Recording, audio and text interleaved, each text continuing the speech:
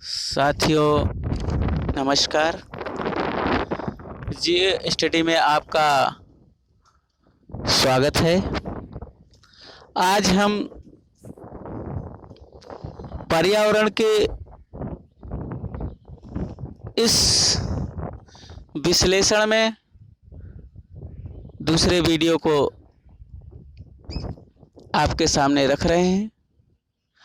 आप लोग इससे बहुत ध्यान से समझिए और कंठस्थ करने की कोशिश करें। पर्यावरण हमारे लिए बहुत ही महत्वपूर्ण एक जैविक अजैविक क्रिया के रूप में उत्पन्न होती है। इसलिए अब आज पर्यावरण की संरचना यानी पर्यावरण की संरचना तथा प्रकार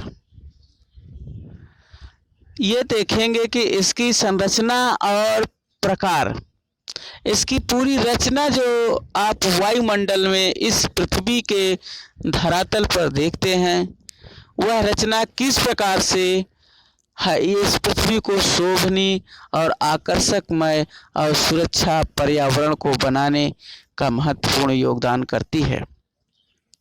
तो हम लोग समय न गंवा करके आगे देखते हैं। साथियों, पर्यावरण भौतिक एवं जैविक संकल्पना है। यानी पर्यावरण की अगर हम संकल्पना की बात करें तो इसमें भौतिक एवं जैविक, अगर आप लोग इस बात को देखें तो कल हम लोगों ने भौतिक घटकों के बारे में देखा था, जिसमें स्थल, वायु, जल, मृदा।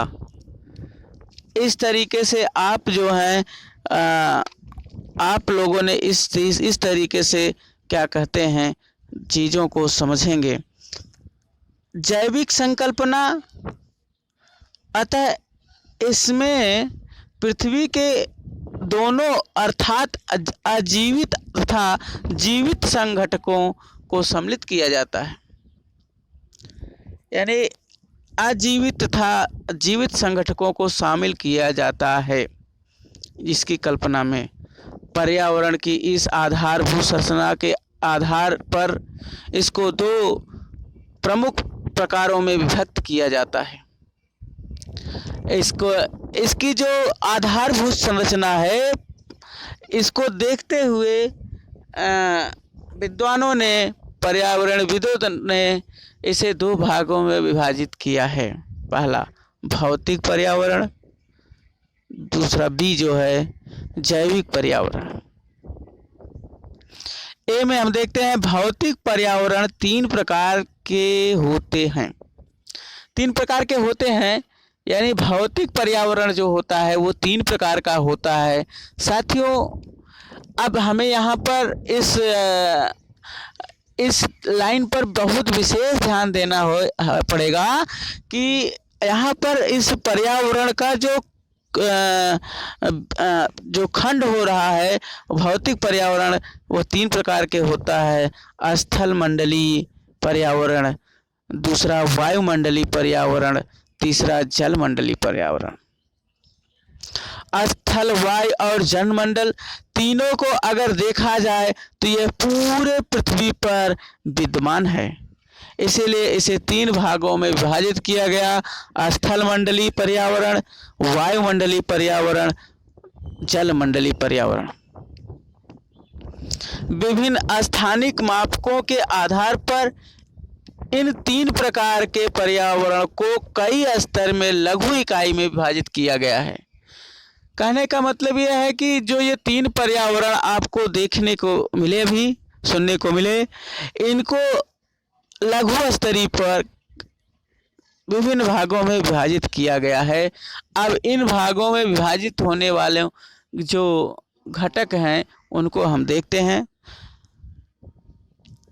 पर्वत पर्यावरण, पठार पर्यावरण, मैदान पर्यावरण, झील पर्यावरण, सरिता पर्यावरण, हिमनद पर्यावरण, मरुस्थल पर्यावरण, सागर तटीय पर्यावरण और आपका जो है सागरीय पर्यावरण। आदि। आपने देखा कि ये जो इस पूरे विशाल पर्यावरण को लघु छोटी छोटी इकाइयों में विभाजित किया गया, पर्वत, पठार, मैदान, झील, सरिता, हिमनद, मरुस्थल, सागर और सागरी पर्यावरणों में विभाजित किया गया। साथियों, हम लोग इसका अध्ययन विशेष रूप से करेंगे। आगे देखते हैं। दूसरा नंबर जो बी था, जैविक पर्यावरण की संरचना पौधे तथा मानव सहित जंतुओं द्वारा होता है। अब जैविक जिसमें जीवों की बात आती है तो उसमें पौधों के साथ साथ मनुष्य भी इसमें सहभागी होता है। साथियों, इसमें मनुष्य एक महत्वपूर्ण कारक है। मनुष्य एक महत्वपूर्ण कारक होता है। इस आधार पर जैविक पर्यावरण दो प्रकार में विभक्त किया जाता है, वनस्पतीय पर्यावरण और दूसरा जंतु पर्यावरण। पहला वनस्पतीय पर्यावरण, दूसरा जंतु पर्यावरण। सभी जीवधारी अपने विभिन्न स्तरीय सामाजिक समूह तथा संगठन की रचना हेतु कार्य करते हैं। कहने का मतलब यह है, सभी जीवधारी, मनुष्य से लेकर के छोटे छोटे जीव जातियों, सब अपने अपने संरचना, अपनी संगठन समूह को आगे बढ़ा, सामाजिक संगठन को आगे बढ़ाने के लिए विभिन्न प्रकार के कार्य रचना हेतु कार्य करते हैं। इस प्रकार सामाजिक पर्यावरण का आविर्भाव होता है, जिसके अंतर्गत आप देखेंगे, जिसमें आविर्भाव होता है, जिसके अंतर्गत विभिन्न जीवधारी अपने जीवन निर्वाह, अस्तित्व तथा संवर्धन के लिए भौतिक पर्यावरण से पदार्थों को प्राप्त करने के लिए भौतिक पर्यावरण से पदार्थों के प्राप्त करने की प्रक्रिया द्वारा आर्थिक पर्यावरण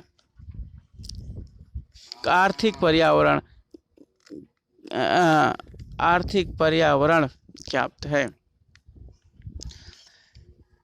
इस तरह से हम देखते हैं कि जीवधारी अपने जीवन निर्वाह करने के अस्तित्व और संवर्धन के लिए भौतिक पर्यावरण पर निर्भर रहते हैं। और भौतिक पर्यावरण जो है, इस वायुमंडल में यानी पृथ्वी मंडल पर जो विस्तार रूप से चारों तरफ आपको दिखता है, वही इसमें का निर्माण करते हैं। तो इस तरीके से अगर हम देखें, आर्थिक पर्यावरण का निर्माण होता है। इकोनॉमिकल एनवायरमेंटल का निर्माण इन परिस्थितियों में हो जाता है। मनुष्य समस्त जीवधारी में सर्वाधिक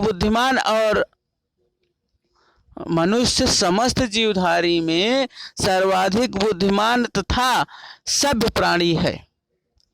अब बातें यहाँ पर आगे बढ़ गई।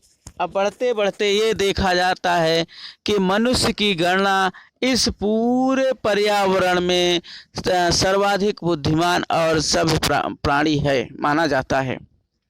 अतः इसका सामाजिक संगठन सर्वाधिक नियमित और व्यवस्थित होता है। मनुष्य अपने जीवन के लिए एक सामाजिक संगठन को नियमित रूप से पालन करता है, निर्वाह करता है और उसका संचालन करता है। उसके अस्तित्व को बिगड़ने नहीं देता और बनाए रहता है।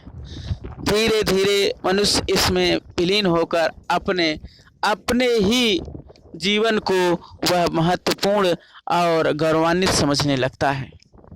मनुष्य के तीन पक्ष अर्थात यथा जिसे कहा जा सकता है भौतिक, सामाजिक तथा आर्थिक की जैविक पर्यावरण में विभिन्न विशेषताएं हैं।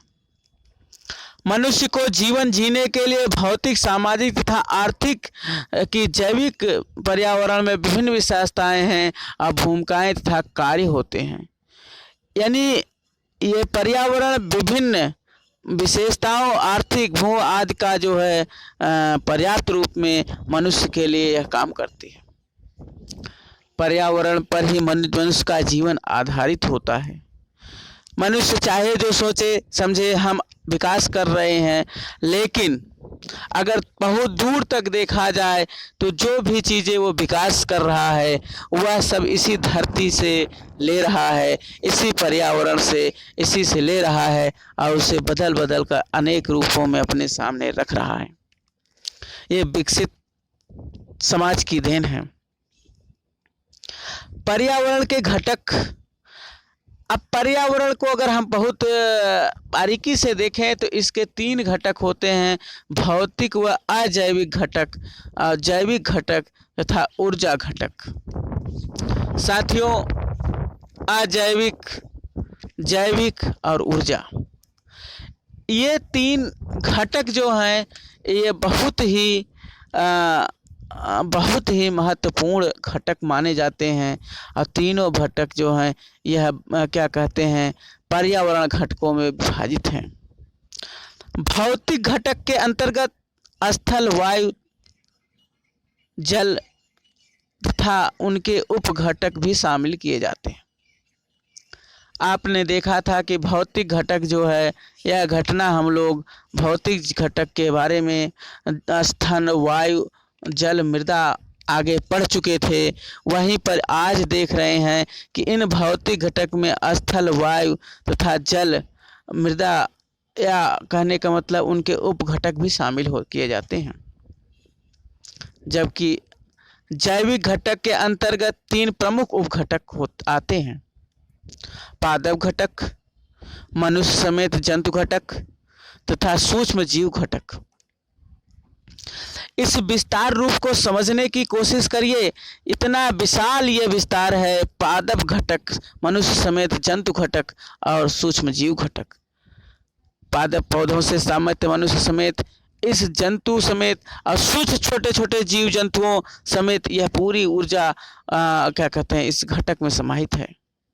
ऊर्जा घटक के अंतर्गत सौर ऊर्जा और भूतापीय ऊर्जा को भी सम्मिलित किया जाता है। साथियों, ऊर्जा घटक, सौर ऊर्जा जो सूर्य द्वारा प्राप्त होता है, यह बहुत ही विशाल रूप में हमें प्राप्त होता है और भूतापीय ऊर्जा को भी सम्मिलित किया जाता है। जो भूताप से निकलती ऊर्जा उसको भी इसकी सम्मिलित किया जाता है।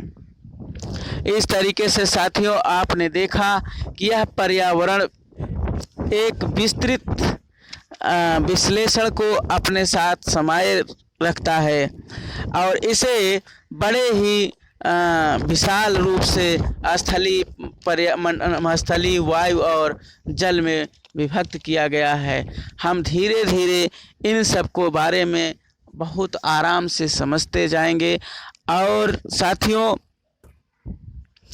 इस सामाजिक और भौतिक, सामाजिक और आर्थिक जीवन में, हमारे जीवन में पर्यावरण का बहुत महत्व है और इस पे हमारा जो क्वेश्चन भी बनता है बहुत ही विशेष महत्वपूर्ण रूप से ये क्वेश्चन आपके सामने आते हैं। इन बारीकियों से क्वेश्चन निकाल कर रखे जाते हैं।